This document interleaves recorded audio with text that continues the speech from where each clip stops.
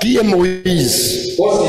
Moïse est celui qui avait enseigné la loi de Dieu avec toutes les offrandes qu'on devrait donner. C'est-à-dire la loi de Dieu selon l'ancien tabernacle. Ici était l'ancien tabernacle. L'ancien, où sont les clés, vous autres aussi, hein? Ici, nous avons d'ici jusque-là l'ancien tabernacle.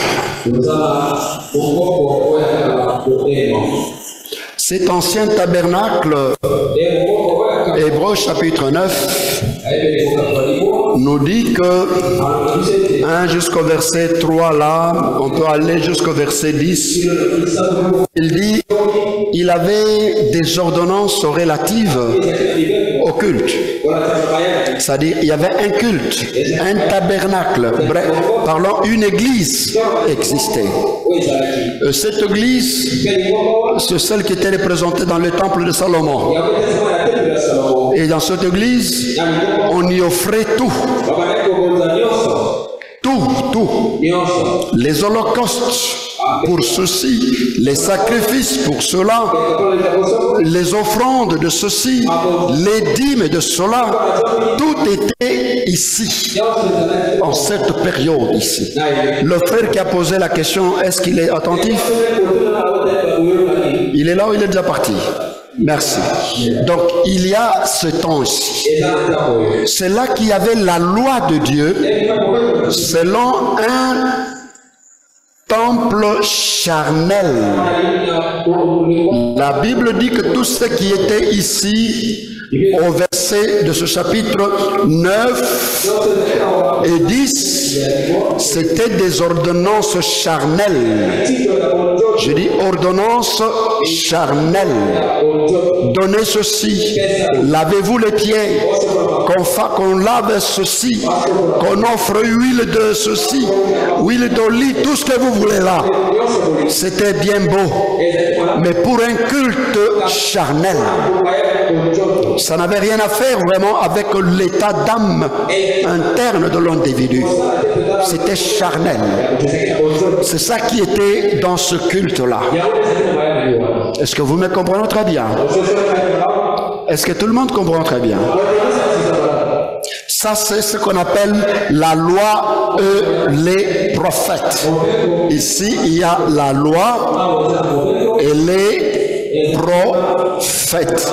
Tous, ils ont parlé dans cette époque.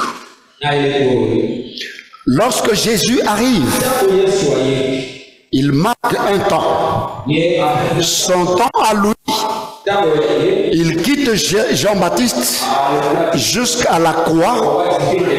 Il va vivre aussi cette loi. Jésus va vivre cette loi jusqu'à la croix. Et arrivé à la croix, c'est là qu'il dit en hébreu, Hébreux chapitre 10, où il va résoudre l'équation de Matthieu chapitre 5, 17, quand il dit « Je ne suis pas venu abolir la loi ». Jésus n'est pas venu pour combattre contre la loi, mais il est venu l'accomplir. Je dis bien l'accomplir. Et il explique son accomplissement en Hébreux chapitre 10. C'est-à-dire quoi? La loi qui demandait les offrandes, la loi qui demandait les dîmes, la loi qui demandait des prix à payer, la loi qui faisait tout ce qu'on a fait et tout ce qui continue à être fait maintenant. Lui a pris la chair. Il s'est revêtu de la chair. Et dans cette chair, vous voyez, lui est entré dedans. Il a porté tout ce que cette loi exigeait. Il est allé sur cette croix. Arrivé sur la croix, il l'a crucifié. C'est-à-dire, il n'a pas aboli Il n'a pas contredit, mais il a accompli tout ce que cette loi exigeait à la croix de Golgotha. Et une fois qu'on l'a crucifié, il va verser le sang, c'est le sang de la nouvelle alliance. Contrairement à l'ancienne alliance. Ce qui veut dire qu'à partir de ce moment, il n'y a plus un seul sacrifice que toi tu puisses payer pour tel ou tel problème. Il n'y a aucune offrande que toi tu puisses payer pour obtenir ceci, obtenir cela. Il n'y a aucun péché pour lequel tu pourras être condamné ou tu pourras être je ne sais quoi parce que tu l'as commis, d'autant plus que Jésus a versé son sang à ta place et que toi tu t'es rangé derrière lui. Voilà pourquoi il dit tout est accompli.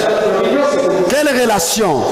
La relation est que tout ce qui est exigé par Dieu ici, il ne trépigne pas cela, mais il le fait. Il l'accomplit à notre place, à votre place, à ma place. C'est comme quand nous traversons un pays, il y a un prix de douane qu'il faut payer ici. Et la douane que l'on demande, tu dois présenter ton passeport, tu dois payer le prix de tous les biens que tu portes. Mais lui est venu avant toi, il a payé la douane de tout ce que tu portais. De sorte que maintenant quand toi tu arrives, point n'a besoin de te redemander encore, paye ceci, paye cela, parce que quand on dit paye ceci, toi tu dis Jésus avait déjà payé pour nous. Et à partir de ce moment-là, il n'y a plus de dîmes, il n'y a plus d'offrande, il n'y a plus de loi qui puisse te condamner dans cette chair, Jésus ayant été tout pour toi. Et à partir de ce moment-là, tout ce que tu devrais faire ici, tu ne l'abolis pas, mais tu le fais ici sous un autre aspect. Titre d'exemple, ici on disait, chaque dimanche, tu dois payer ta dîme, tu dois payer ton offrande. Mais puisque Jésus est mort, son corps a payé cette dîme. Et ici maintenant, quand tu viens dimanche, c'est pour rendre compte à ton esprit. Est-ce que j'ai payé aussi ma dîme? La dîme n'est pas terminée. La dîme n'est pas finie. Mais ta dîme c'est quoi? La dîme, c'est ton propre corps.